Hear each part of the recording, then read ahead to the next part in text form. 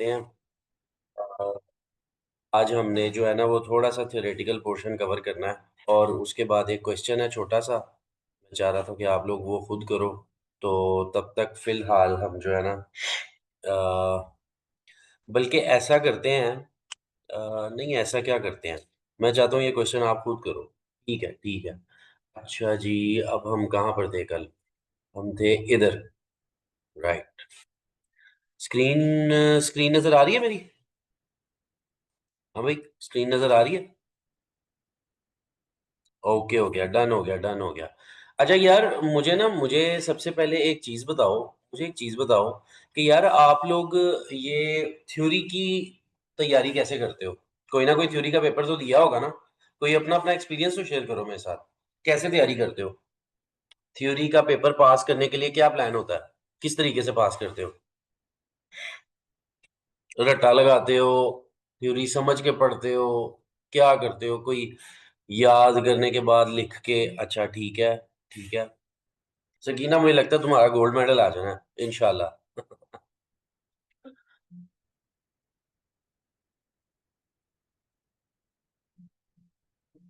हाँ, इंशाल्लाह, इंशाल्लाह। अंबर का भी आ जाना है, वाजिद का भी आना है। मेरा खुद का आ जाना है, मैं आपको क्या कह रहा हूँ।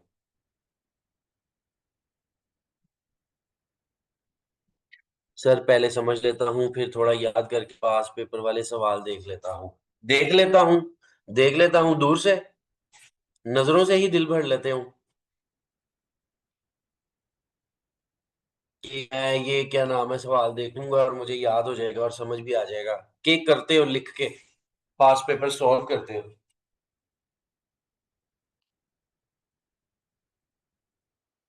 नहीं, प्रैक्टिस करता हूँ लेकिन कम। ठीक हो गया, ठीक हो गया। अंबर या तो नाराज है या फिर उसको ना वो क्या नाम है टाइप करने का दिल नहीं कर रहा, इसलिए उसने जवाब नहीं दिया अभी तक।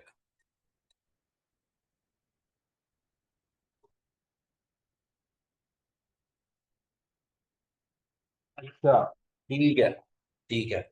हाँ यार, वैसे जिसको कहते हैं ना कि एक क्वाइट इम्प्रेसिव तरीका कार यही होता है कि आप पढ़ो और उसको बाद में लिख के तो फिर याद करो। लेकिन जो बीएफडी या फिर बीआईए या फिर ये जो मैथमेटिकल टाइप के सब्जेक्ट्स होते हैं ना, इनकी जो थ्योरी होती है, जैसे टैक्स हो गया, tax planning and practices, final levels पे अगर बात करूं, या फिर रिवीजन के हर दिमाग में बैठ जाता है। ठीक है, ठीक है, ठीक है, सही है, ये भी ठीक है। लेकिन हाँ, मैं यही चीज कह रहा था कि जो ये बाकी सब्जेक्ट्स है ना जिसमें मिक्स ऑफ थ्योरी और न्यूमेरिकल आ रहा होता है, इनकी ना थोड़ी सी एक प्रॉब्लम कह लो या फिर एक अच्छी बात कह लो। वो अच्छी बात क्या है मैं बताता हूँ। वो ना अच्छी बात ये है, ये देखो मैं एक चीज समझाता हूँ यहाँ पे। ये पर्पल और इधर कर लेते हैं। जस्ट अ सेकंड, मैं इसको जरा अटैच कर दूं साथ।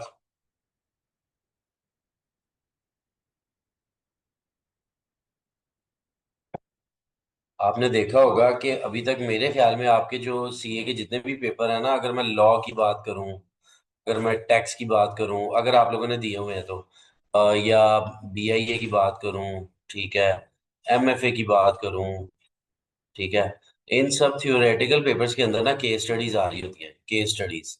ठीक है। दो तरह की चीजें आपको थ्योरी में पूछ रहा होता है, ठीक है।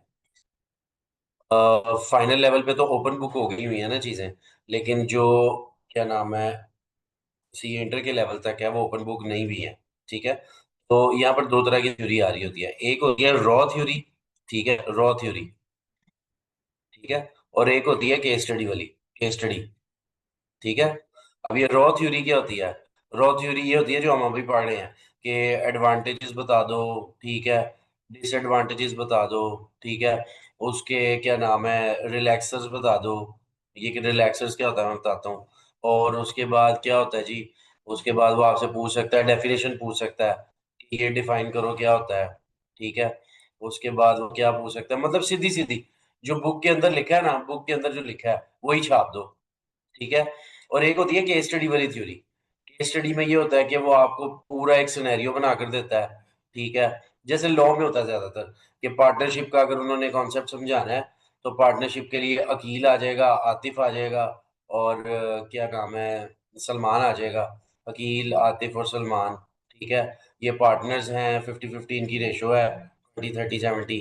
ठीक है, तो बताएं कि इसके मुताबिक इसका जो है ना क्या सॉल्व किया जा सकता है, या फिर इसके मुताबिक इसको हम कैसे एग्रीमेंट बनाएं, या जो भी है थ्योरेटिकल पर्सपेक्टिव से। तो जो आपकी क्या नाम है ये बीआईए सब्जेक्ट है ना, इसका भी यही रोल है। इसका रोला पता क्या है, इसमें रोला ये है कि इसमें आपको रॉ थ्योरी और केस स्टडी थ्योरी दोनों टाइप की चीजें पूछ सकता है। ठीक है, जब आप फाइनल लेवल पे जाते हो ना, तो तब तो 99% ना केस स्टडी होती है फाइनल लेवल पे। ठीक है, लेकिन अभी आपको रॉ थ्योरी और केस स्टडी दोनों को फेस करना पड़ सकता है, तो इसमें फायदा भी है। रॉ थ्योरी का ये होता है कि अगर आपका रटा तेज है ना, या आपकी याददाश्त तेज है, हाफजा तेज है, तो आपको रॉ थ्योरी बहुत ज्यादा फायदा देगी। और अगर आपका कॉन्सेप्चुअल क्लैरिफिकेशन है ना, तो फिर आपको केस स्टडी बहुत ज्यादा फायदा देगी। ठीक है, तो आपने इस जहन से पढ़ना है इन चीजों को, कि आपका कॉन्सेप्ट भी क्लियर हो रहा हो, कॉन्सेप्ट भी क्लियर हो रहा हो, और साथ साथ रॉ थ्योरी भी याद हो रही हो। ठीक है, समझ आई बात की। जैसे कि कहने का मकसद ये है कि अगर मैं यहाँ बात करूं, तो आपको कैपिटल रेशनिंग का पता होगा ना अगर, तो आप उसकी सॉफ्ट रीजन खुद ब खुद भी डेवलप करके लिख सकते हो। जैसे कि capital rationing shortage of fund है। अब सॉफ्ट रीजन कौन सी होती है? सॉफ्ट रीजन, अब कॉन्सेप्ट क्या कह रहा है, सॉफ्ट रीजन वो होती है जो इंटरनल मैनेजमेंट की अपनी रीजन होती हैं। ठीक है, अपनी रीजन इंटरनल मैनेजमेंट की क्या हो सकती है भाई? वो हो सकता है कि वो कह रहे हो कि हमारा जो कंट्रोल है बिजनेस का वो आउटसाइड लोगों के पास ना जाए, इसलिए वो शेयर इशू नहीं करते। ठीक है, वो हो सकता है कि वो कह रहे हो कि हम एडिशनल कैपिटल लगाना ही नहीं चाहते, कि हमारी जो ईपीएस है वो डाइल्यूट हो जाएगी। अब अब ईपीएस डाइल्यूट हो जाएगी, ये आप रटा नहीं लगा सकते। इसको आपको समझना पड़ेगा, कॉन्सेप्ट आपको पीछे पता होना चाहिए कि जितनी ज्यादा नंबर ऑफ शेयर्स, जितने ज्यादा शेयर होल्डर्स के ऊपर डिवाइड होंगे, उतना ज्यादा वो कम होते जाएंगे। समझ आई बात की? हो सकता है कि मैनेजमेंट कह रही हो कि हम हाई इंटरेस्ट जो है वो पेमेंट्स नहीं करना चाहते, तो इसलिए हम और शेयर कैपिटल इशू नहीं करेंगे। अब ये बात कैसे क्लियर होगी या याद कैसे होगी? आपको ये पता होना चाहिए कि शेयर कैपिटल इशू करने का तरीकाकार एक तो इक्विटी के थ्रू होता है, और दूसरा डेट के थ्रू भी होता है। यानी कि यानी कि अगर आपने शेयर कैपिटल इशू करना है, तो दो तरीकों से ही कर सकते हो ना, या जेब से पैसे, इक्विटी जो मैंने कल बताया था, या फिर डेट, लोन, लोन लेके आके इन्वेस्टमेंट कर दो। ठीक है, तो अगर लोन लोगे तो इंटरेस्ट भी पे करना पड़ेगा, तो अगर इंटरेस्ट कॉस्ट ज्यादा है, तो फिर ये पॉइंट रेलेवेंट है, ये आपको याद हो जाएगा। समझ आई बात की? मैनेजमेंट में भी reluctant due to high interest payments. ठीक है, मैनेजमेंट में only want to raise additional capital from retained earnings, यानी कि अपने जेब से ही लगाना चाह रहे हैं। तो यार ये चीजें जो सी है ना, ये मैं ये नहीं चाहता कि आप लोग इस पे स्ट्रगल करो बहुत ज्यादा। इनको आपको कॉन्सेप्चुअल क्लैरिफिकेशन होगी ना, तो लिखना अपने आप आ जाएगा। और रिपोर्ट राइटिंग, इंटरप्रिटेशन करना, इन सब चीजों की आगे डिमांड है, आपने ये सीखना ही सीखना है। ठीक है, तो अपने लफ्जों में प्रैक्टिस किया करो। ठीक है, बुक से पढ़ा, नोट से पढ़ा, जहां मर्जी से पढ़ा, ठीक है, उसको अपने लफ्जों में समरी बनाकर लिख लिया। अपने लफ्जों में समरी बनाकर लिखा, और ये नहीं कि बस क्या नाम है अंधाधुंध फायरिंग, नो, समझ के लिखना है कि यार अच्छा ये मैंने जो अपने लफ्जों में लिखा है क्या ये सही भी है कि नहीं। ठीक है, तो हमने ये चीज को कवर अप रखना ही रखना है। ठीक है, अच्छा, नॉलेज बेस्ड, हाँ बिल्कुल सही है, बिल्कुल सही है। नॉलेज बेस्ड हो गया। हाँ, लिख के और फिर पास पेपर की प्रैक्टिस भी करनी है। ठीक है, पास पेपर्स में वो क्वेश्चन किस तरीके से मांग रहा है, वो हमने देखना ही देखना है। ठीक है, पास पेपर में अक्सर औकात ऐसे होता है, मैं आपको एक चीज समझाता हूँ। ये देखो, एक चीज होती है की परफॉर्मेंस इंडिकेटर्स, की परफॉर्मेंस, की परफॉर्मेंस इंडिकेटर्स, इंडिकेटर्स, इंडिकेटर्स। अब ना, अब अब इसके अंदर ना ये केपीआईज होते हैं, इनको केपीआईज कहते हैं। शायद आप ये कहीं ना कहीं पढ़ोगे अपनी बुक में। ठीक है, इनको केपीआईज कहते हैं, इनकी एक डेफिनेशन होती है, डेफिनेशन। ठीक है, इनकी डेफिनेशन होती है और कुछ पॉइंट्स होते हैं, बुक के अंदर मैंने ना पढ़े थे। ठीक है, फाइनल लेवल की बात कर रहा हूँ, तो मैंने बुक के अंदर पढ़े थे, और मैंने ना इसको बड़ा अच्छे तरीके से रट्टा लगाया कि हाँ ठीक है यार, ये तो पेपर में आ ही जाना है। ठीक है, डेफिनेशंस भी याद कर ली, फिर पॉइंट्स जो से थे वो भी सारे याद कर लिए। अच्छा, अब मैंने अपनी तरफ से की परफॉर्मेंस इंडिकेटर पूरा याद किया हुआ था। पेपर में क्वेश्चन क्या आया कि एबीसी बैंक लिमिटेड है, एबीसी बैंक लिमिटेड है, इसके कोई 10 की परफॉर्मेंस इंडिकेट की केपीआई बता दो क्या होते हैं। अब मेरी बात सुनो, मैंने ये जितना मर्जी याद किया हो, डेफिनेशन तो वो मांग ही नहीं रहा। वो मेरे से मांग रहा है कि 10 केपीआई किसी एक बैंक के बता दो। अब वो क्या क्या होते हैं? वो जी के, हाँ क्या नाम है, कितने नंबर ऑफ डिपॉजिट्स उनके हैं, ठीक है, नंबर ऑफ डिपॉजिट्स कितने हैं, कितने नंबर ऑफ विड्रॉल्स हैं एक महीने के अंदर, ठीक है। तो वो इस तरह के केपीआईज होते हैं। तो ये वाली चीज जो है ना, ये आप तभी लिख सकते हो जब आपको केपीआईज का कॉन्सेप्ट क्लियर होगा। डेफिनेशन नहीं, डेफिनेशन तो याद हो गई ना। तो ये सारी चीजें आपको क्लियर होंगी तो ही फिर आप लिख सकते हो। इसी तरीके से आपने इसको कॉन्सेप्चुअली याद करना है। कॉन्सेप्चुअली लिखोगे तो फिर आपको बेहतर तरीके से ज्यादा जो है ना, आप जवाब देने की पोजीशन में होंगे। इसीलिए कहता हूँ बार बार, क्योंकि थियोरेटिकल और न्यूमेरिकल दोनों इक्वली बैलेंस्ड है इस पेपर के अंदर। तो हमने दोनों को कहीं से भी लैक नहीं करना, ठीक है। अच्छा चलो आगे बढ़ते हैं यार, आज हमने थोड़ा सा ही काम करना है, हम क्लास भी जल्दी खत्म कर लेंगे इंशाल्लाह, ये हार्ड रीजंस करके। और अनफॉर्चुनेटली इस हफ्ते के अंदर तो ये खत्म नहीं हुआ चैप्टर 13, लेकिन हम नेक्स्ट वीक भी क्या, 2-3 दिन के अंदर जो है ना, हम इसको खत्म कर लेंगे। और फिर उसके बाद हम कम्पिटेटिव फोर्सेस के नाम से चैप्टर है आई कैप की बुक में, हम वो वाला चैप्टर कंप्लीट करेंगे।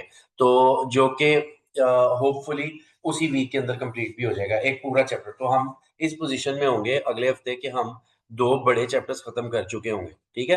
तो उसके बाद फिर हम फर्दर आगे चलेंगे, ठीक है। अच्छा यार अब आगे बढ़ते हैं। कैपिटल रेशनिंग के बारे में बात हो रही थी, ये ठीक है। कैपिटल रेशनिंग के बारे में हमने कल बात की थी यहां से। आज हमने कहा था कि इसकी कुछ रीजंस होती हैं, और रीजंस इसकी जो है सॉफ्ट रीजंस जो कि इंटरनल रीजंस होती हैं, हार्ड रीजंस जो कि एक्सटर्नल रीजंस होती हैं। सॉफ्ट रीजंस हमने पढ़ ली थी, हार्ड रीजंस खुद बताओ यार। एक्सटर्नल एक्सटर्नल रीजन क्या हो सकती है कि हमें कैपिटल रेशनिंग फेस करना पड़े। मतलब कि हमारे पास शॉर्टेज ऑफ फंड्स अगर हो जाती है, तो उसकी एक्सटर्नल रीजंस क्या हो सकती हैं? बारो बार वाली रीजन क्या हो सकती है? कोई आप बताओ। कोई कंपनी अगर आप चला रहे हो और आपके पास पैसा नहीं आ रहा, उसकी कोई एक्सटर्नल रीजन आपके जहन में क्या आती है? अगर नहीं आती तो कोई बात नहीं, मैं बताऊंगा, लेकिन आप लोग जहन पे जोर डालो, क्या हो सकती है एक्सटर्नल रीजन? हाँ बिल्कुल सही है, बिल्कुल सही है, ये एक अच्छी चीज है, बिल्कुल सही है। ये एक्सटर्नल फैक्टर है, बिल्कुल सही है। बैंक लोन नहीं मिल रहा, ठीक है। मैं यहाँ पे लिख लेता हूँ। अगर हम यहाँ पे कहते हैं कि बैंक लोन नहीं मिल रहा, बैंक लोन नहीं मिल रहा, मिल रहा, क्यों नहीं मिल रहा होगा? हो सकता है कि bank might find it risky risky to proceed with loan loan issuance to a company having unfavourable financial conditions. क्या इस बात की समझ आ रही है मैं क्या लिख रहा हूँ? क्या मैंने ये कोई एवं ही हवा में तो नहीं तीर मार दिया? क्या पता चल रहा है कि मैंने ये बात क्या लिखी है? बैंक जोन सा है, बैंक लोन नहीं मिल रहा, एक एक्सटर्नल रीजन है। लेकिन बैंक लोन क्यों नहीं मिल रहा ये भी हम बताएंगे ना। हम ये बता सकते हैं कि क्यों नहीं मिल रहा। इंटरेस्ट रेट ज्यादा हो गया जिससे बैंक डिपॉजिट ज्यादा हो गए हैं इंस्टेड ऑफ इन्वेस्टमेंट। अच्छा, प्रॉफिटेबिलिटी कम है, एथिकल रीजन की वजह से गुडविल कम है, बैड वर्ड ऑफ माउथ। जबरदस्त जबरदस्त, बिल्कुल सही है, बिल्कुल सही है। I completely agree with this, ठीक है। आप इस तरह की चीज लिख सकते हो कि अगर प्रॉफिटेबिलिटी कम है कंपनी की। अब देखो, आपने 3 पॉइंट्स लिखे, मैंने इन सब तीनों पॉइंट्स की एक जामिया बात क्या लिखी है? Bank might find it risky to proceed with the loan issuance to a company having unfavourable financial conditions. मतलब कि अगर एक कंपनी है जिसकी अनफेवरेबल फाइनेंशियल कंडीशंस है, अनफेवरेबल फाइनेंशियल कंडीशंस क्या हो सकती हैं? हो सकता है कि उसकी गेयरिंग रेशो जो है वो बहुत ज्यादा हो। किसी को पता है गेयरिंग रेशो क्या होती है? गेयरिंग रेशो, आप एक फाइनेंस के स्टूडेंट हो, आपको आइडिया है गेयरिंग रेशो क्या होती है? वाजिद, सकीना और क्या नाम है, अंबर, क्या होती है गेयरिंग रेशो? बताओ मुझे, बताओ। हम यहाँ पर इल्म बांटने बैठे हैं, तो हम इल्म जोन सा है ना वो बांटेंगे भी, और क्या नाम है समझेंगे भी। बताओ मुझे गेयरिंग रेशो क्या होती है? यहाँ पर वो भी बात खत्म हो जाएगी। इक्विटी में बोरिंग का पार्ट, ठीक है, ठीक है। लेकिन ये तो पार्ट है ना सकीना। गेयरिंग रेशो वैसे होती क्या है, क्या बताती है गेयरिंग रेशो? जब आप लोग जाओगे ना जॉब करने इंशाल्लाह, तो आपसे ना, वो वहां का बैठा जो मेरे जैसा फाइनेंस मैनेजर होगा ना, बड़ा गुस्से वाला, और क्या नाम है, एवं ही लड़ता रहेगा। उसने आपसे पूछना है, हाँ जी बताओ क्या होती है भाई, गेयरिंग रेशो क्या होती है, डेट टू इक्विटी। हाँ ठीक है, ठीक है हुमा। लेकिन एक्चुअल ये तो आप लोग मुझे वर्डिंग्स बता रहे हो ना, जो आपने किताबों में पढ़ी हुई है। असल में गेयरिंग रेशो का काम क्या है? गेयरिंग रेशो ज्यादा होना अच्छी बात है या बुरा होना अच्छी बात है, कम होना अच्छी बात है? बताओ, बताओ बताओ। कम होना, ज्यादा होना कम होना, ज्यादा होना। और किसी का क्या ख्याल है? वाजिद जवाब नहीं आया। आयशा, अच्छा ठीक है, कम होना, ठीक है। अच्छा, और कम होना, कम होना ठीक है। अच्छा चलो, मैं बताता हूँ, मैं बताता हूँ गेयरिंग रेशो असल में होती क्या है। गेयरिंग रेशो की भी बात कर ही लेते हैं आज। गेयरिंग रेशो जो होती है ना, गेयरिंग रेशो ये बताती है कि how much a company is geared, geared। जैसे कि जैसे कि यहां से बात करते हैं। ये आ गई गाड़ी, ठीक है, मुझे ऐसी ही गाड़ी बनानी आती है, ठीक है। अच्छा, ये गाड़ी अपनी ना नॉर्मल स्पीड पे चल रही है अभी, नॉर्मल स्पीड, ठीक है। इसमें जब हम चौथा गियर डालेंगे ना, चौथा फोर्थ गियर, ठीक है, ये और तेज हो जाएगी, और तेज, और तेज, ठीक है। अच्छा, इसकी ना, इसकी नॉर्मल स्पीड जो है ना, कह लो 150 है, 150 किलोमीटर, ठीक है। समझने के लिए कह रहा हूँ, ठीक है। फोर्थ गियर पे डालोगे ना, तो ये बड़ी तेज चलना शुरू हो जाएगी फोर्थ गियर पे, ठीक है। यानी कि फोर्थ गियर पे तेज चल रही है। अब जब आप, इसका मैक्सिमम गियर है फिफ्थ, ठीक है, फिफ्थ गियर। अब 150 किलोमीटर के ऊपर जब आप इसके ऊपर फिफ्थ गियर डाल दोगे ना, और फिर भी आप स्पीड तेज करते जाओगे, तो एंड पे क्या होगा? एंड पे क्या होगा? इंजन, इंजन सील हो जाएगा, ठीक है, खराब हो जाएगा इंजन सील। ये ना समझना कि यार मैं अब मैकेनिक तो हूं नहीं, तो थोड़ा बहुत मैं समझाने के लिए कह रहा हूँ, ठीक है। इंजन सील हो जाएगा। अच्छा, अच्छा, इसी को ना, इसी को आप इसके कॉन्टेक्स्ट में समझते हैं। ये कंपनी है, ठीक है। इसके पास नॉर्मल कैपिटल जोन है ना, वो है 200 मिलियन, ठीक है।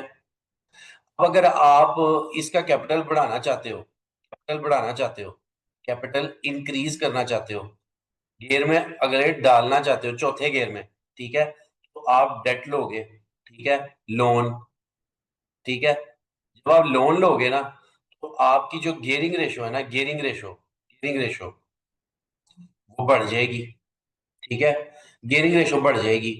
जब आपने 200 का 300 मिलियन कर दिया ना, 300 मिलियन, तो शुरू शुरू में तो गाड़ी बड़ी अच्छी चली, तेज चल रही है, तेज, ठीक है, तेज चल रही है, ठीक है।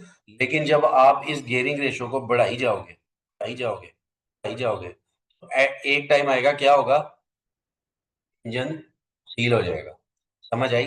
तो कहने का मकसद है कि ना कम अच्छी, ना ज्यादा अच्छी, ठीक है, मॉडरेट गियरिंग रेशो होनी चाहिए। समझ आई बात की? समझ आई? जब एक कंपनी जोन सी है वो लोन्स के ऊपर ज्यादा रिलाई कर रही होती है, ठीक है, इक्विटी के निस्बत, तो उस कंपनी को कहते हैं कि ये कंपनी हाईली गियर्ड है, हाईली गियर्ड, ठीक है। अब ये हर कंपनी के लिए जो है ना, अपनी अपनी फेवरेबल सिचुएशन होती है कि किस कंपनी को हाईली गियर्ड होना चाहिए और किस कंपनी को हाईली गियर्ड नहीं होना चाहिए। समझ आई बात की? जैसे कि अब मैं एक बात बताता हूँ। यूजुअल पर्सपेक्टिव पता क्या होता है मार्केट के अंदर? यूजुअल, वो ये कहता है कि इक्विटी से पैसा लगाना, इक्विटी से पैसा लगाना फेवरेबल नहीं है, जेब से पैसा लगाना फेवरेबल नहीं है।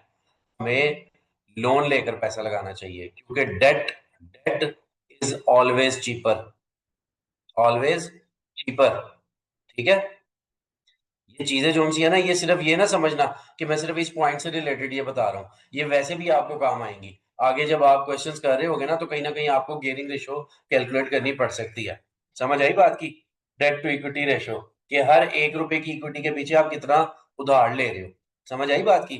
तो हाईली गेड, अगर कल को ये फाइनेंस मैनेजर आपको कहता है, बताओ यार, ये हाईली गेड कंपनी का मतलब क्या होता है? हाईली गेड तो आप क्या बताओगे? सर हाईली गेयर्ड कंपनी का मतलब होता है इस कंपनी ने लोन ज्यादा लिए हुए हैं, ठीक है, और इक्विटी से पैसे कम लगाए हुए हैं, ठीक है, और इसकी जो गियरिंग रेशो है ना, गियरिंग रेशो वो ज्यादा आ रही है, वो ज्यादा आ रही है। समझ आई बात की?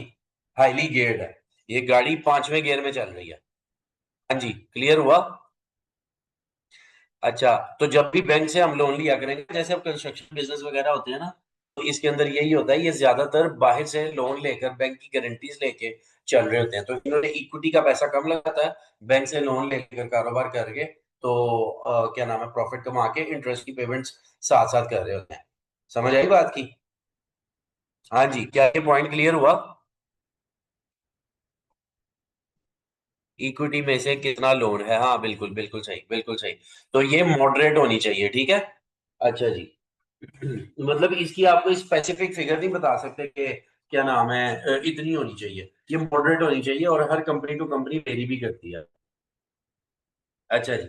और क्या पॉइंट हो सकता है भाई, और क्या पॉइंट हो सकता है, क्या आता है जेब में हमारे पास? हार्ड रीजंस क्या क्या हो सकती हैं? अच्छा, मैं एक अपने से डाल दूं, मैं एक अपने से डाल देता हूँ यार, यहाँ पर ना बैंक्स के ऊपर ना रिस्ट्रिक्शंस भी होती हैं, बैंक्स के ऊपर गवर्नमेंट की रिस्ट्रिक्शंस होती हैं, गवर्नमेंट की रिस्ट्रिक्शंस, गवर्नमेंट की रिस्ट्रिक्शंस, यानी कि banks might be restricted by the SBP, SBP State Bank of Pakistan, or government to issue loans to private और पब्लिक सेक्टर कंपनीज, मतलब के पब्लिक सेक्टर कंपनीज, मतलब कि बैंक्स की तरफ से ना सिंपल कहा जा सकता है कि भाईजान, गवर्नमेंट की तरफ से कहा जा सकता है कि भाईजान ये आपका कोटा है, आपने इससे ज्यादा लोन इशू नहीं करने कंपनीज को। क्यों? क्यों गवर्नमेंट क्यों करती है? आमतौर पर गवर्नमेंट इस वजह से भी करती है क्योंकि उसको ये प्रॉब्लम होती है, जब इन्फ्लेशन डिफ्लेशन को कंट्रोल करना होता है ना, तो गवर्नमेंट कहती है कि अगर उसने इन्फ्लेशन को रिकॉर्ड करना है, ठीक है, कंट्रोल करना है, सॉरी, अगर गवर्नमेंट ने इन्फ्लेशन को कंट्रोल करना है, तो वो रोकेगी बैंक्स को कि ज्यादा लोन्स मत दो, ठीक है, क्योंकि और ज्यादा पैसा जो है सर्कुलेशन में जाएगा। अगर डिफ्लेशन को कंट्रोल करना है, तो गवर्नमेंट कहेगी कि और ज्यादा पैसे दो, लोन्स दो, ताकि और ज्यादा पैसा लोगों के हाथ में जाए और डिफ्लेशन जो है वो कंट्रोल हो। समझ आई बात की? तो ये गवर्नमेंट की तरफ से भी रिस्ट्रिक्शन आ सकती है कि आपने और ज्यादा लोन्स इशू नहीं करने। आप देख रहे हो कि ये मैनेजमेंट का मसला नहीं है, इंटरनल मसला नहीं है, ये एक्सटर्नल मसला है। जब गवर्नमेंट की तरफ से रिस्ट्रिक्शन आएगी, लोन नहीं मिलेगा, लोन नहीं मिलेगा तो शेयर कैपिटल नहीं होगा, शेयर कैपिटल नहीं होगा तो कैपिटल रेशनिंग फेस करनी पड़ सकती है। समझ आई बात की? अच्छा, अच्छा, मुझे एक बात बताओ, मुझे एक बात बताओ, ये एक कंपनी है, ये कंपनी है, सॉरी, कंपनी भी मैंने आदमी की तरह बना दिया, ये कंपनी है, ठीक है, इसको पैसे चाहिए, ये पब्लिक पब्लिक कंपनी है, public company, public listed company, ये पैसे कैसे लेती है? शेयर्स इशू करके, शेयर्स इशू करके, ऐसा ही है, स्टॉक एक्सचेंज पे, ठीक है, स्टॉक एक्सचेंज।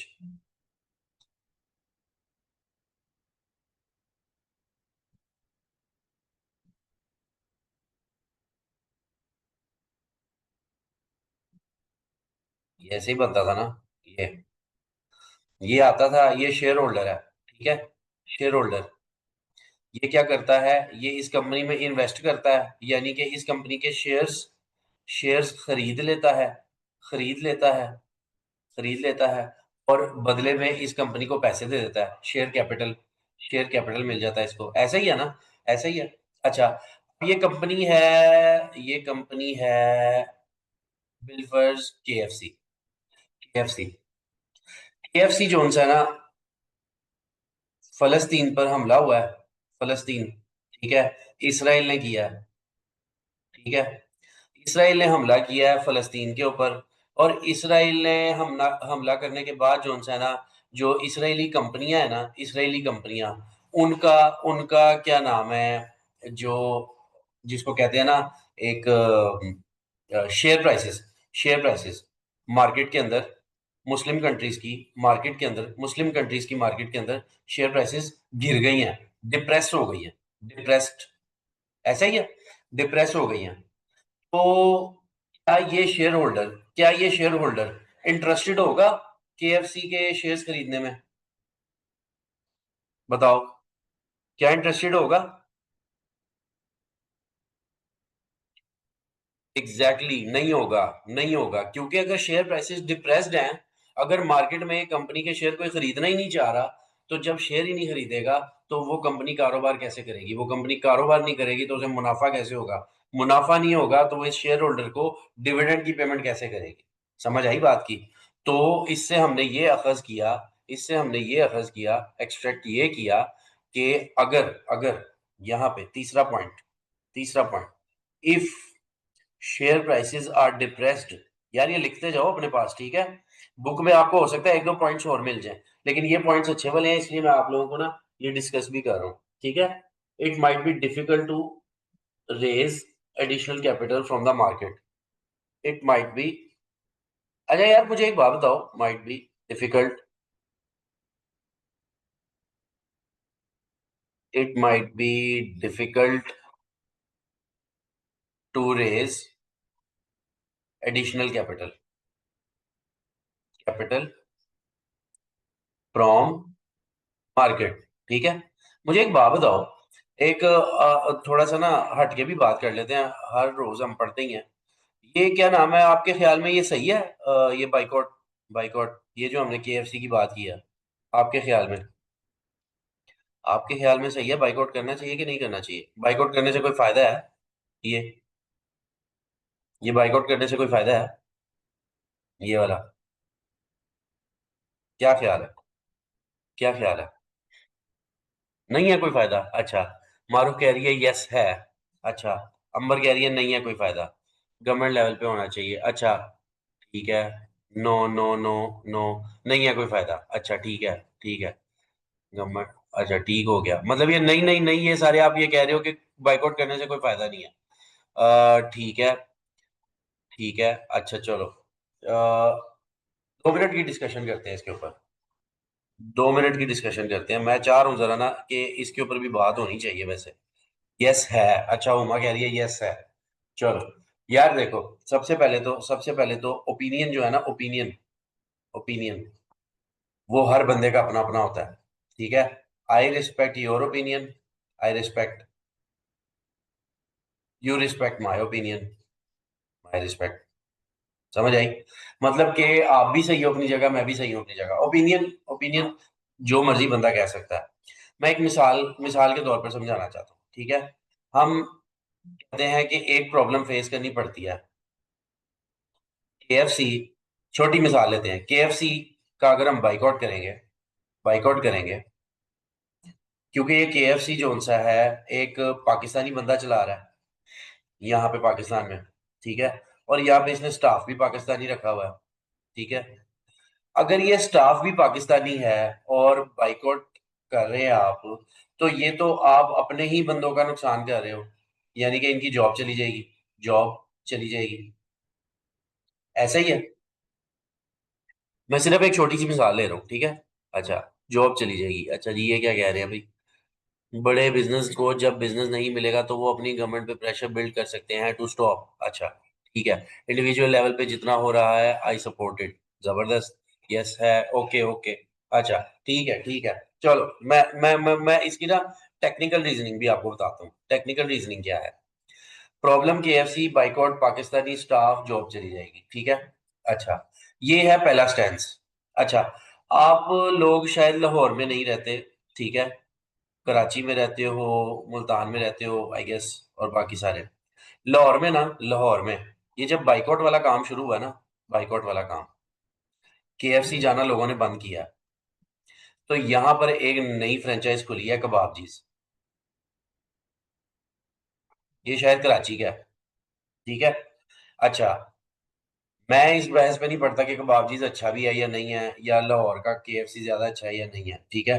लेकिन जो बात हम ये कर रहे थे ना, कि स्टाफ की जॉब चली गई, जॉब गई, तो ये कबाबजीज खुलने की वजह से जॉब की रेशो बढ़ी हुई, तो एक तरह का नेट इफेक्ट तो कैंसिल हो गया, पहली बात।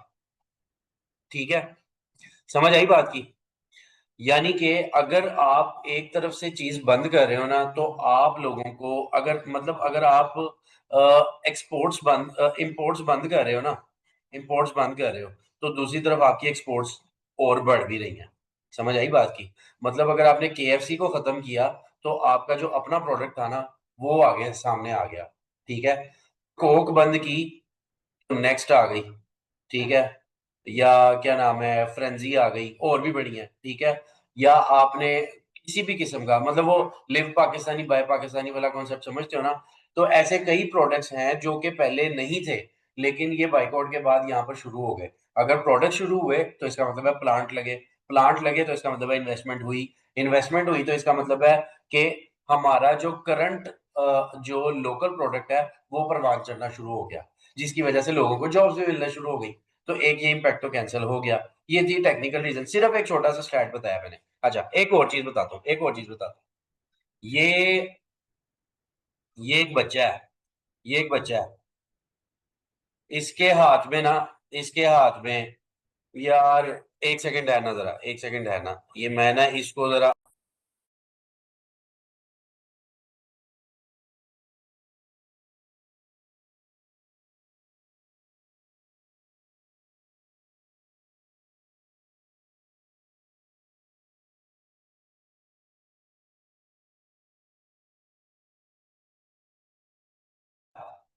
अच्छा, अच्छा मुझे एक बात बताओ कि क्या नाम है, ये जोन सा है, ये बच्चा है, ये बच्चा, इसके हाथ में ना एक पत्थर है छोटा सा। ठीक है, ये पत्थर है, और ये है एक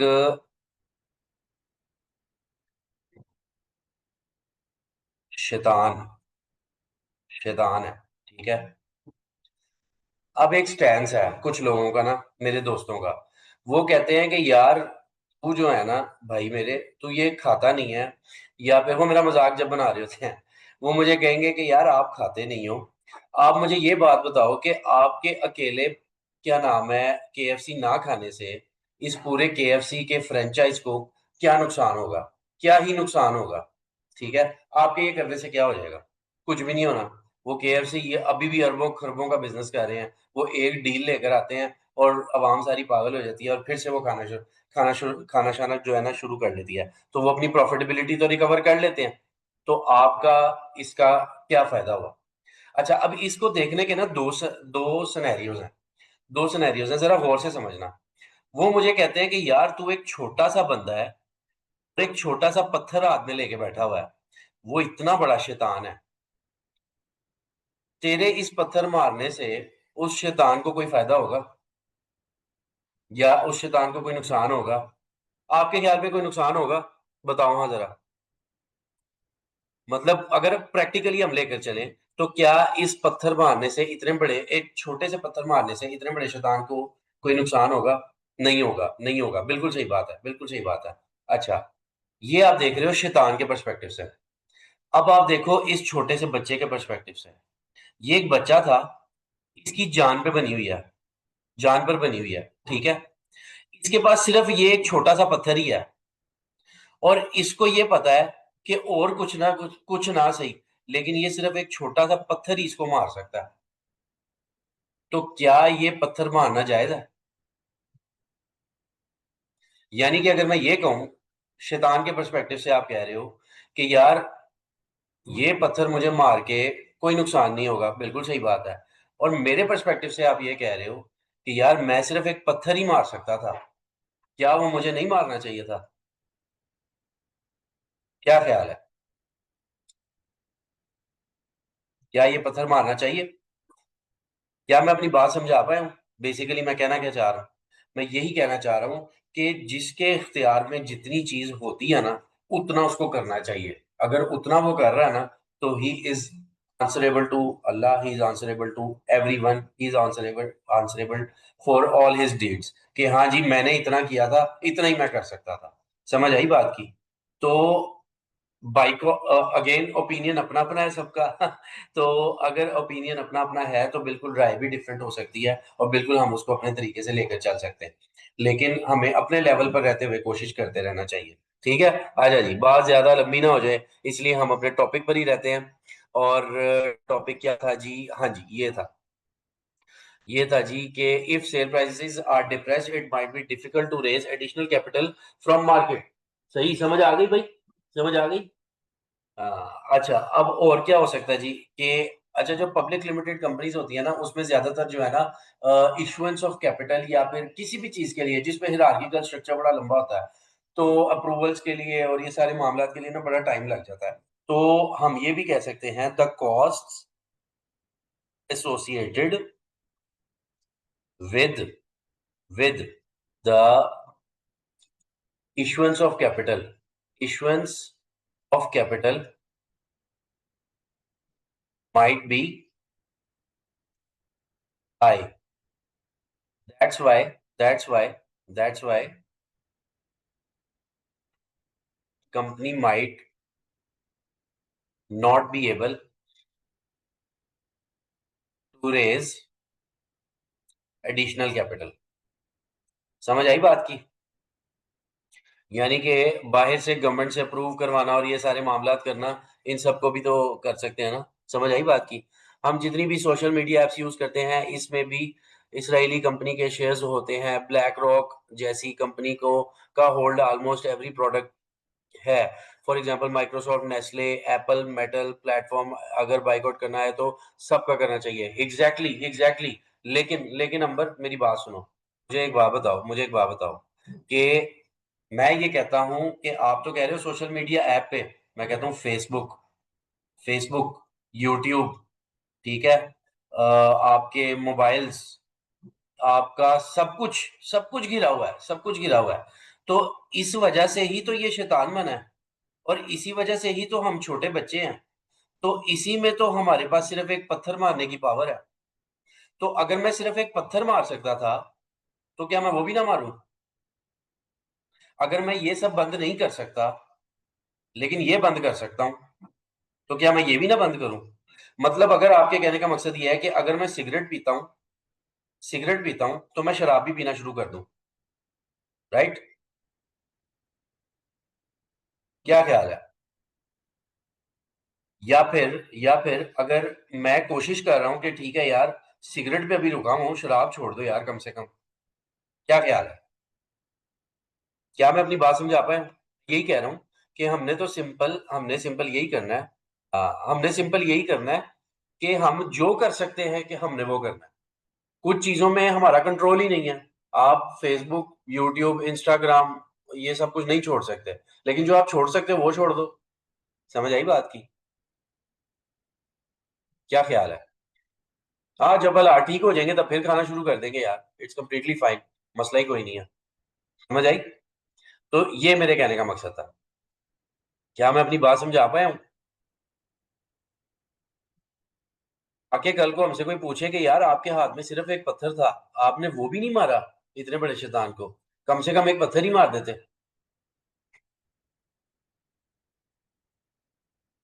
सर, इंस्टाग्राम छोड़ सकते हैं अनलेस बिजनेस नहीं कर सकते वहां। अन, अनलेस बिजनेस नहीं कर सकते वहां। हाँ, बिल्कुल बिल्कुल ऐसा ही है। कई सारी पॉसिबिलिटीज हैं। अब हर बंदा, अब मेरा इंस्टाग्राम अकाउंट है ही नहीं। हाँ, लेकिन लोग आजकल इंस्टाग्राम के बगैर रहते ही नहीं। ठीक है। तो लेकिन फेसबुक अकाउंट मेरा है। तो क्या नाम है ये, अब ये डिपेंड करता है कि आप क्या नाम है, आप किस तरीके से चीजों को लेकर चलते हो। समझ आई बात की? तो क्या नाम है, ऑब्वियसली इसमें ओपिनियन है, इसमें बड़ी सारी चीजें आगे पीछे हो सकती हैं, लेकिन क्या नाम है, हर एक का अपना अपना जोन सा है ना, वो एक तरीकाकार होता है। I've deleted all my socials without any regret for this reason. जबरदस्त, जबरदस्त। ठीक है, ठीक है, बिल्कुल आपके इख्तियार में था सकीना, आपने वो कर दिया। जिसके नहीं है वो ना करे, कोई मसला नहीं, लेकिन जहां तक कर सकता है वो करे। क्योंकि अगर हम जस्टिफाई करना शुरू हो जाएंगे ना, तो वो आहिस्ता आहिस्ता हमें चीज वो गलत लगना बंद हो जाएगी। This is what the problem is. ठीक है। अच्छा, अच्छा यार, चलो चलो, ये अब ये जोन सी है ना, ये क्या नाम है, मेरा ख्याल है हमारी ये जोन सी है ना सारी डिस्कशन, इसमें इंटरनल और एक्सटर्नल फैक्टर्स के ऊपर हमने ठीक ठाक टाइम लगाया, ठीक है।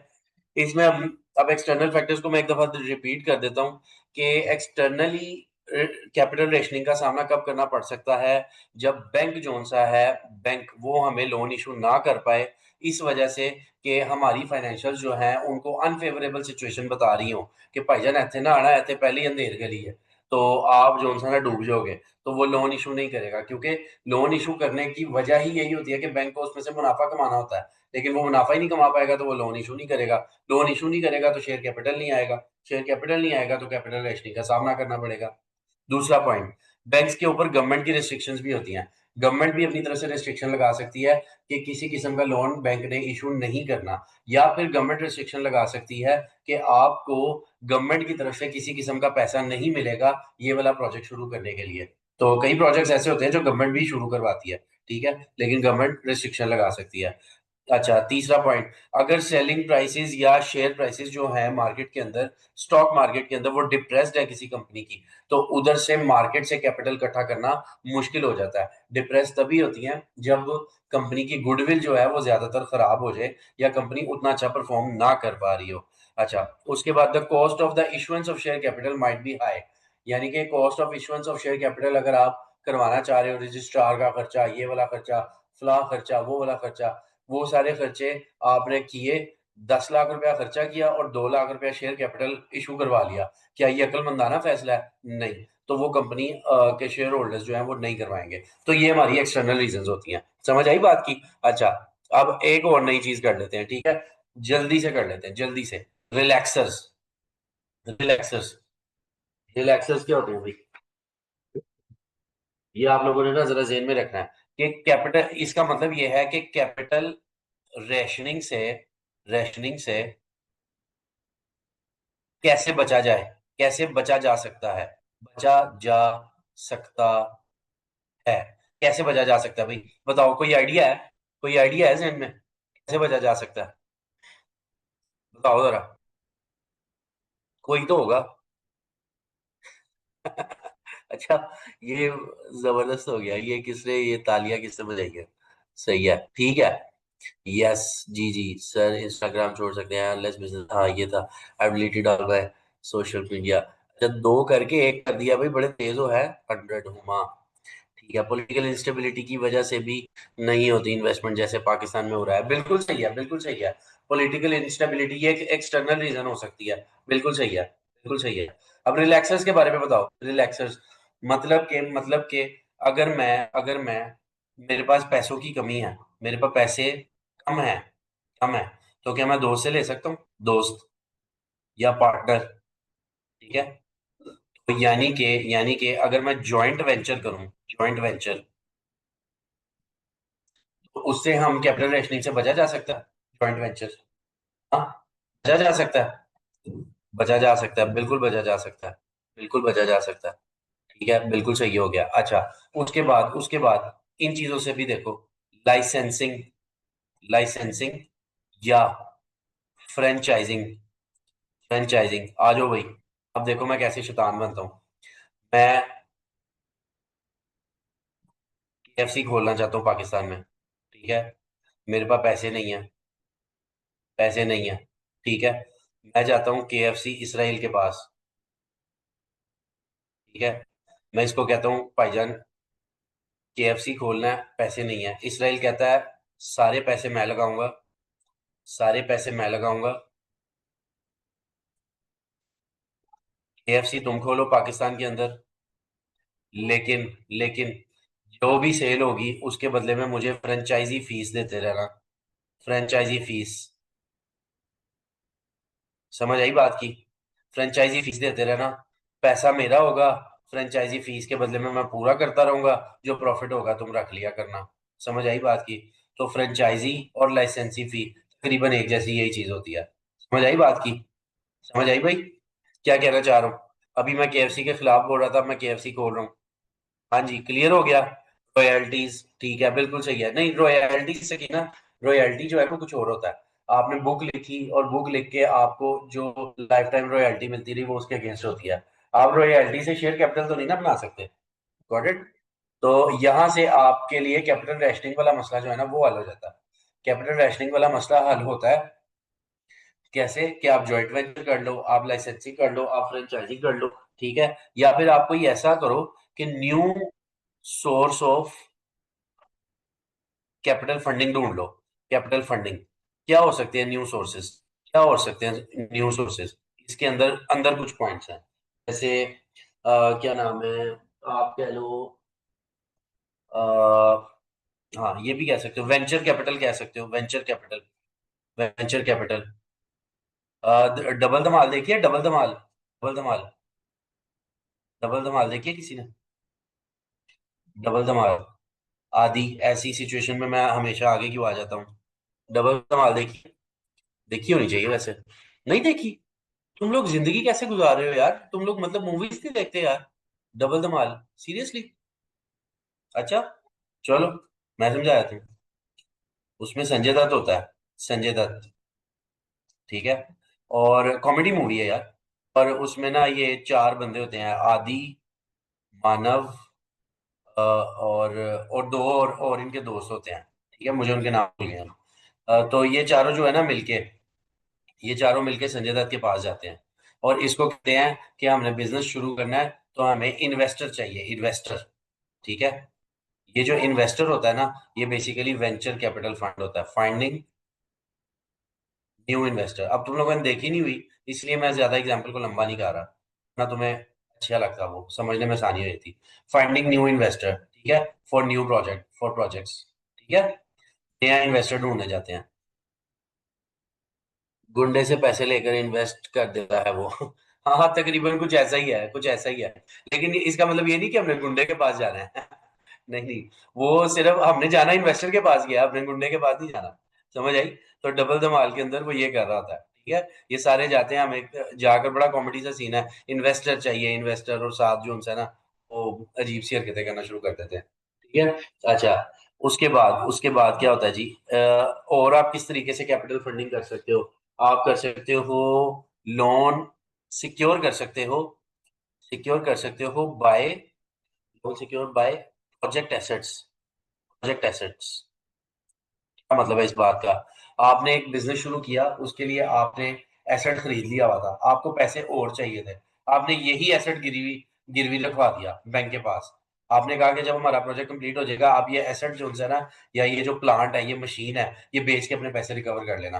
तो इससे आपको कैपिटल फंडिंग करने में आसानी हो जाएगी, new source of capital funding हो जाएगी, समझ आई। उसके बाद selling and lease back. Selling and lease back किस किस को पता है ये क्या होता है, सेलिंग एंड लीज बैक क्या होता है, सेलिंग एंड लीज बैक, बताओ बताओ। हम पॉलिटिशियन के पास भी जा सकते हैं। बिल्कुल बिल्कुल ऐसा ही है, वो देंगे हमें उधार, बिल्कुल ऐसा ही है। यार उसने गुंडे की बात किया और साथ ही आपने पॉलिटिशियन की बात कर दिया। पॉलिटिशियंस के पास भी जा सकते हैं, बिल्कुल सही। सेलिंग एंड लीज बैक के बारे में बताओ भाई, सेलिंग एंड लीज बैक क्या होता है, बता दो प्लीज, बता दो यार, प्लीज बता दो, कसम है तुम लोगों को, बता दो यार। बेच के वापस इंस्टॉलमेंट पे ले लेना, क्या बात है, जबरदस्त। लीज एंड होने पे परचेज कर लेना एसेट को, सही है। अच्छा, पहले कोई एसेट बेच दो और सेम एसेट हम लीज पर ले लेते हैं। यार टूटे फूटे जवाब देते हो वैसे। ये देखो, एक बंदे ने सही जवाब दिया, ये देखो मैं बताता हूँ असल में क्या होता है। ये हूं मैं, यार मैंने तुम लोगों के लिए अपने आप को बड़ा सेक्रीफाइस कर दिया वैसे, हिसाब लगा लो, ठीक है। ये हूं मैं, मेरे पास एक मशीन है, ठीक है, PS5 है मेरे पास, PS5, ठीक है। अगर तुम लोगों का पेपर पास हो गया ना, तुम लोगों ने पैसे जमा करके मुझे PS5 ले देना, ठीक है। PS5 है मेरे पास, अभी मैं यही अज्यूम करता हूँ PS5 है मेरे पास ऑलरेडी, ठीक है। अच्छा, ये PS5 जोन है ना, मेरे पास पड़ा हुआ है, लेकिन अब मुझे जोन है ना, मुझे PS6 लेना है, जो कि अभी आया भी नहीं है मार्केट में। मेरे पास पैसे नहीं है, ठीक है। नहीं, PS6 नहीं लेना, PS6 नहीं लेना, मुझे ना बिजनेस करना है, बिजनेस करना है, ठीक है, बिजनेस करना है। ये PS5 है मेरे पास, मुझे बिजनेस करना है, ठीक है, लेकिन मेरे पास पैसे नहीं है। और मैंने फिर क्या कहा, मैंने कहा यार बिजनेस तो करना है, मुनाफा भी कमाना है, और प्ले स्टेशन भी मेरे पास पड़ा हुआ है। अब कोई ऐसा बिजनेस जो मैं इस प्ले स्टेशन के साथ ही कर सकूं। मैं गया एक शॉप पे जिसका नाम था ऑग ऑग गेमिंग गेमिंग ठीक है। ऑग गेमिंग गया। ऑग गेमिंग जाकर मैंने कहा कि यार ये जो PS5 है ना, ये मैं बेचना चाहता हूँ, वांट टू सेल। मेरी अपनी मशीन है, वांट टू सेल। ठीक है। मैंने उसको ये PS5 जो है ना बेच दिया, PS5 बेच दिया 2 लाख रुपए का, 2 लाख रुपए। ठीक है। 2 लाख रुपया मेरे पास आ गया, मेरे पास इस टाइम 2 लाख रुपया पड़ा है अब। ठीक है, 2 लाख पड़ा है। और मैंने इसी होग वाले को कहा कि यार होना PS5 मैनू फिर वापस करो। ठीक है, लीज पे कर दो। मैं आपको इस PS5 के अगेंस्ट जो है ना हर महीने 5,000 रुपया देता रहूंगा। समझ आई बात की? यानी कि मैंने सेल की और लीज बैक कर लिया। ठीक है। फिर मैंने ये PS5 जो है ना जाकर बिजनेस में लगाया और यहाँ पर गेम्स ओपन कर ली। ठीक है। अब बच्चे आते हैं मेरे पास। ठीक है। बच्चे आकर मुझसे 5-5 रुपए के टोकन खरीदते हैं 5 रुपए के टोकन खरीदते हैं, टोकन, और गेम खेलते हैं। और मैं यहाँ से बिजनेस भी करना शुरू हो गया। समझ आई बात की? ये 5-5 रुपए करके मैं 5,000 रुपया कमाता हूँ और इसकी मैं इंस्टॉलमेंट इनको दे देता हूँ। ऐसा है? क्या दिमाग है भाई, है? समझ आई बात की? समझ आई? तो कहने का मकसद ये है कि सेल एंड लीज बैक क्या होता है कि जब एक कंपनी को पैसों की जरूरत पड़ती है, वो अपने पास पड़ी हुई चीज को जो है ना बेच देते हैं और उसी चीज को वापस लीज पे ले लेते हैं और लीज इंस्टॉलमेंट्स पे करना शुरू कर देते हैं। ठीक है। बाकी कॉन्ट्रैक्ट वगैरह किसी भी तरीके से हो सकता है, वो कि एंड पे आपको वापस करना पड़ेगा या नहीं करना पड़ेगा, ब्ला ब्ला ब्ला, वो मुख्तलिफ कंडीशन हो सकती हैं। समझ आई? तो सेल एंड लीज बैक से आपने देखा आपके पास जो 2 लाख रुपया नहीं था वो आपके पास आ गया। समझ आई? तो ये new source of capital funding की एक टेक्निक है। समझ आई बात की? हाँ, बिल्कुल। अच्छा, गवर्नमेंट ग्रांट्स, गवर्नमेंट की तरफ से भी कभी कभी ग्रांट्स मिल जाते हैं। मैंने बताया कि कोई ऐसा प्रोजेक्ट जो जैसे अब आईटी कंपनी है, आईटी कंपनी, इसके जो पहले 5 साल थे ना, 5 इयर्स, 5 इयर्स, जो भी 5 सालों में 5 साल थे, आईटी कंपनी जो खोल रहा है, स्टार्टअप कर रहा है, उसको 5 साल तक ना कोई टैक्स जमा करवाने की जरूरत नहीं थी। No tax. गवर्नमेंट का ग्रांट ही है एक तरह का। समझ आई बात की? ये टैक्स हॉलीडे एंजॉय कर रहे थे। अब जब 5 साल खत्म होंगे तो इनको नोटिस भी आना शुरू होंगे, इनको टैक्स भी जमा कराना शुरू कर पड़ेगा। तो गवर्नमेंट ने ये क्यों किया था, ये गवर्नमेंट ने ग्रांट क्यों दिया था? उसने ये इसलिए दिया था ताकि आईटी कंपनीज का रुझान पाकिस्तान की तरफ ज्यादा से ज्यादा हो, ताकि और ज्यादा पैसे आए। समझ आई? तो गवर्नमेंट ग्रांट्स जो उनसे है ना वो एक तरह से मिल जाते हैं, टैक्स में बचत मिल गई, तो इसका मतलब है आपको एक तरह की ये कैपिटल फंडिंग हो भी गई। जो कि आपको टैक्स में पे करना पड़ना था वो अब नहीं पे करना पड़ेगा। समझ आई बात की? अच्छा, better management of existing funds, ये हमने ऑलरेडी किया है। Better management of existing funds, ये क्या है भला? एग्जिस्टिंग फंड्स, ये जो हमने सवाल किए हैं कि हमारे पास जो फंड्स ऑलरेडी पड़े हुए हैं उसको हम किस तरीके से यूटिलाइज करें कि मैक्सिमम एनपीवी मिले। समझ आई बात की? याद है ना हमने सवाल जो किए हैं उसमें मैक्सिमम एनपीवी आती थी। ऐसा ही है? और भाई ऐसा ही है। नाराज हो गए हो यार? प्लीज कुछ तो जवाब दो। ओके, हो गया, जबरदस्त हो गया, जबरदस्त हो गया। तो यार लब्बे जवाब ये है कि आज हमने क्या किया, आज हमने सॉफ्ट रीजंस की और आज हमने कैपिटल रेशनिंग की हार्ड रीजंस की और आज हमने रिलैक्सेस भी कर लिया। हमें पता चल गया कि कौन सी चीजें हैं जो करने से हमें कैपिटल रेशनिंग जो फेस करनी पड़ रही है वो खत्म की जा सकती है। समझ आई बात की? तो आप लोगों ने ये थ्योरी अपने पर्सपेक्टिव से लिखनी भी है, याद भी करनी है और इस जो सा सवालों की प्रैक्टिस भी करनी है। अच्छा, मैं एक चीज देख रहा था, मुझसे बच्चे अभी तक पूछ रहे हैं क्वेश्चंस। क्वेश्चंस पूछने में कोई मसला नहीं है, ठीक है, लेकिन तुसी थोड़े स्लो हो गए हो। ठीक है, स्लो नहीं होना। उसकी वजह क्या है, स्लो क्यों हो गए हो? आप लोग अभी क्वेश्चंस पूछ रहे हो मुझसे जो प्रैक्टिस क्वेश्चंस मैं करवा रहा हूँ, प्रैक्टिस क्वेश्चंस। ठीक है, अगर आप इसके ऊपर टाइम लगा रहे हो ना, लगाओ, कोई मसला नहीं है, प्रैक्टिस क्वेश्चन बहुत अच्छे हैं। ठीक है, लेकिन थोड़ा सा जल्दी हाथ चलाओ। ठीक है, क्योंकि इसके बाद आपने चैप्टर 13 इसमें आपके बड़े इंपॉर्टेंट क्वेश्चंस हैं जो पास पेपर्स के हैं, पास पेपर्स के, जो करना हाईली इंपॉर्टेंट है, हाईली इंपॉर्टेंट। ठीक है, मैंने जो सवाल करवाया ना वो एक नॉर्मल नेचर के कॉन्सेप्ट डिलीवरेंस के सवाल हैं। जब तक आप इन सवालों के ऊपर नहीं आओगे, आपकी गलतियां नहीं होंगी, गलतियां नहीं होंगी तो आप सवाल नहीं करोगे, सवाल नहीं करोगे तो आपको पता ही नहीं चलेगा कि आपकी तैयारी सही हुई है कि नहीं हुई। समझ आई? इसमें वालिका फूड्स वाला सवाल है, वालिका फूड्स है, ठीक है, सीडीएन वाला सवाल था शायद, आई गेस। काफी सारे सवाल हैं, यानी कि जिसमें एनपीवी के क्वेश्चंस भी आ रहे हैं, जिसमें हमारे कैपिटल रेशनिंग के भी आ रहे हैं, ठीक है, और एसेट रिप्लेसमेंट के भी आ रहे हैं। ये ओल्ड स्टूडेंट्स के बारे में बात है, ठीक है, ओल्ड स्टूडेंट्स। न्यू स्टूडेंट्स हैं, जो न्यू स्टूडेंट्स हैं, उन्होंने बल क्या करना है, उन्होंने भी चैप्टर 13 पे जाना है। चैप्टर 13 मेरे प्रैक्टिस क्वेश्चन करने के बाद चैप्टर 13 और उसमें से कैपिटल रेशनिंग के सवाल सॉल्व करना शुरू करने हैं, ठीक है, चाहे वो एग्जाम्पल्स हैं, चाहे वो पास पेपर के क्वेश्चंस हैं, ठीक है। बुक को खोलोगे तो पता लगेगा, नहीं खोलोगे सारा कुछ कहोगे कि प्लेट में आ जाए, ऐसा नहीं होना, मैं नहीं करता इस तरीके से, ठीक है। तो प्लेट में मैंने डाल के नहीं देना, प्लेट में जो कहोगे समझा दूंगा, लेकिन बुक खोलोगे पढ़ोगे तो फिर ही पेपर पास होगा, अदरवाइज नहीं होगा, ठीक है। तो इनकी तरफ आओ, इन क्वेश्चंस की तरफ, और इनको सॉल्व करने की कोशिश करो।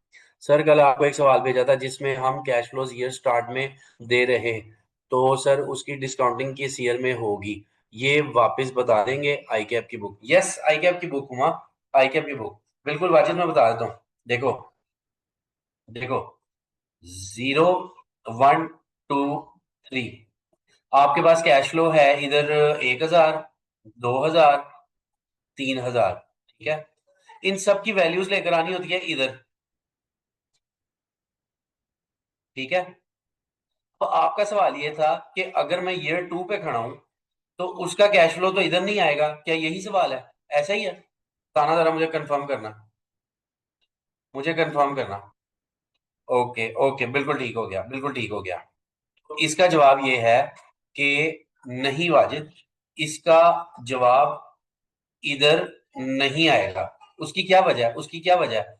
अगर मैं 10% डिस्काउंट रेट कर लूं, एज्यूम, ठीक है, देखो, अगर 10% डिस्काउंट रेट एज्यूम करूं तो 1.1 की पावर -1, इसका जवाब इधर आएगा।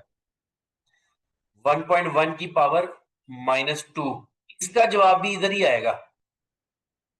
1.1 की पावर -3, इसका जवाब भी इधर ही आएगा, सॉरी, इधर नहीं, इधर। समझ आई बात की? कहने का मकसद ये है, कहने का मकसद ये है कि जब आप ऊपर पावर चेंज कर रहे हो, जब आप ऊपर पावर चेंज कर रहे हो, तो आप डिस्काउंटिंग भी उतने ही ईयर्स की कर रहे हो ना, जीरो पे ही आप फिगर निकाल रहे हो। अगर आप ये चीज का कह रहे हो कि जवाब इधर आ रहा है, तो फिर आप इस चीज का ये क्यों नहीं कह रहे कि इसका जवाब इधर आ रहा है? क्या मैं समझा पाया हूँ? क्या मैं समझा पाया हूँ कि मैं क्या कह रहा हूँ? 1 जनवरी और 31 दिसंबर सेम ही होंगे ना? हाँ जी, बिल्कुल सेम होंगे, बिल्कुल सेम होंगे। मतलब अगर आप 1 जनवरी पे ले रहे हो तो आप 31 दिसंबर पे ही खड़े हो। वो एक दिन का मसला कोई नहीं है, वो सिर्फ लिखने का इशू है, और कुछ भी नहीं है। बीआईए में कितने मार्क्स की थ्योरी आती है? अंबर, ये जब तुम्हें पता चलेगा ना, तुमने मुझे भी बताना है। बीआईए में थ्योरी इतने मार्क्स की आएगी, ये कभी भी आएगी, आपने नहीं बताया, ठीक है। ये मिक्स ऑफ क्वेश्चंस होंगे, और उसने क्या करना है कि हो सकता है कि वो 40 नंबरों की थ्योरी दे दे, हो सकता है 47, हो सकता है 20, हो सकता है 15, हो सकता है 4 नंबर। तो ये डिपेंड करता है कि पेपर कैसा है। तो हमने थ्योरेटिकल पर्सपेक्टिव और उस पर्सपेक्टिव से दोनों को साथ रखना है। हम ये दे सकते हैं, देख सकते हैं कि एमएफए के स्टैट्स के अंदर पिछले सालों में कितनी थ्योरी आती थी, तो वहां से आपको आइडिया हो जाएगा। तो वो 20, 30 मार्क्स, 35 मार्क्स ऐसे जेन में रखो। सर उस सवाल में मशीन 31 दिसंबर को ली थी। ओके, वाजिद, फिर मुझे ना ये सवाल आप दोबारा से एक दफा स्क्रीनशॉट भेज के ना, तो मुझे मैसेज करना और अपना क्वेश्चन फिर से पूछना, क्योंकि मुझे जो आपके सवाल की समझ आई है ना, यही है कि हम डिस्काउंटिंग अगर कर रहे हैं तो हमारी फिगर कहाँ पर आएगी। तो वो फिगर जितने साल आप लगा रहे हो, उतने सालों के मुताबिक आपकी फिगर जीरो पे पीछे आती रहेगी। समझ आई बात की? हाँ जी। किसी का कोई सवाल आज के क्वेश्चन से रिलेटेड तो प्लीज मुझसे पूछें। और क्या नाम है, अगर क्या नाम है, सब कुछ ओके है, तो हम फिर मिलेंगे same time same venue, but on Monday. और मंडे को हम इंशाल्लाह इसको कंटिन्यू करेंगे। और 1 जैन को first repair and maintenance cost पे करनी थी, थी तो सर फर्स्ट ईयर की डिस्काउंटिंग नहीं होनी चाहिए, ऐसा मुझे लगता है। क्यों नहीं होनी चाहिए? और 1 जनवरी को, एक सेकेंड, एक सेकंड, एक सेकंड, और 1 जनवरी को फर्स्ट रिपेयर मेंटेनेंस कॉस्ट पे की थी, तो सर फर्स्ट ईयर की डिस्काउंटिंग नहीं होनी चाहिए। देखो, आपने रिपेयर मेंटेनेंस कॉस्ट पे की थी या नहीं की थी? आपका फर्स्ट ईयर में कैश फ्लो था? अगर कैश फ्लो था तो उसकी डिस्काउंटिंग होगी ऑब्वियसली, क्योंकि आपने प्रेजेंट वैल्यू निकालनी है उन कैश फ्लोज की जो आपने पूरे सालों में, अगले सालों में इनकर की हैं। तो अगर आपने कैश फ्लो आ रहा है, आपके फर्स्ट ईयर में कैश फ्लो तो आ रहा था ना, रिपेयर मेंटेनेंस एक्सपेंस नहीं आ रही थी, पेमेंट नहीं आ रही थी, लेकिन रिसीट थी, रिसीट या कुछ और था, तो कुछ ना कुछ उसमें कैश फ्लो था, वो कैश फ्लो की डिस्काउंटिंग होगी। सर ये किस क्वेश्चन की बात हो रही है सकीना? ये एस टी एंड कंपनी की बात हो रही है। और कल क्लास होगी चैप्टर 13 की फॉर न्यू ज्वाइंट। हुमा क्या नाम है, इसका जवाब मैं आप लोगों को ना शाम को दूंगा, शाम को बताऊंगा, ठीक है? शाम को बताऊंगा कि क्लास होनी बनती है कि नहीं बनती, ठीक है? शाम तक बस वेट कर लो आप।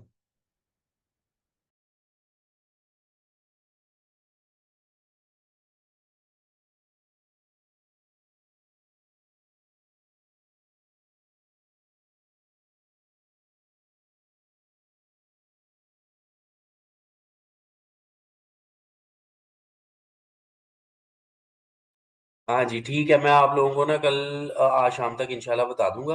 और क्या नाम है, एस टी एंड कंपनी वाला वाजिद सवाल फिर से करके ना तसल्ली से बैठ के फिर मुझे बताओ कि सवाल हुआ है कि नहीं हुआ।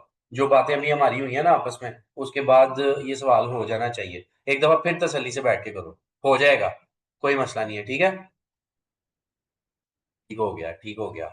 लो जी, फिर इंशाल्लाह मुलाकात होती है आप लोगों से मंडे को। और अगर कल क्लास हुई तो मैं आप लोगों को इंशाल्लाह इंशाल्लाह जो है ना आज शाम तक बता दूंगा, और फिर हम उसको कंटिन्यू कर लेंगे, नो प्रॉब्लम एट ऑल, ठीक है? अगर नहीं तो मैंने आपको पहले भी बताया है कि आपने ये नहीं सोचना कि ये जो टॉपिक मिस हो गए हैं, ये मिस हो गए हैं, ये मिस हो ही नहीं सकते, इसके बगैर आपकी बीआईए अधूरी है। आप लोगों को आगे भी सवाल समझ नहीं आएंगे। तो जब तक मैं ये वाले टॉपिक्स नहीं करवाऊंगा थोड़े थोड़े करके, तब तक आप लोगों को आगे मैं लेकर चल ही नहीं सकता। तो आप रिलैक्स रहो, ये काम हमारा कंप्लीट हो ही जाएगा इंशाल्लाह, ठीक है? ठीक है भाई, मीटिंग में एंड कर सकता हूँ अब? ओके, हो गया, डन हो गया जी, डन हो गया। थैंक यू सो मच जी for your time and patience. Allah हाफिज, इंशाल्लाह फिर मुलाकात होती है। अल्लाह हाफिज, टेक केयर।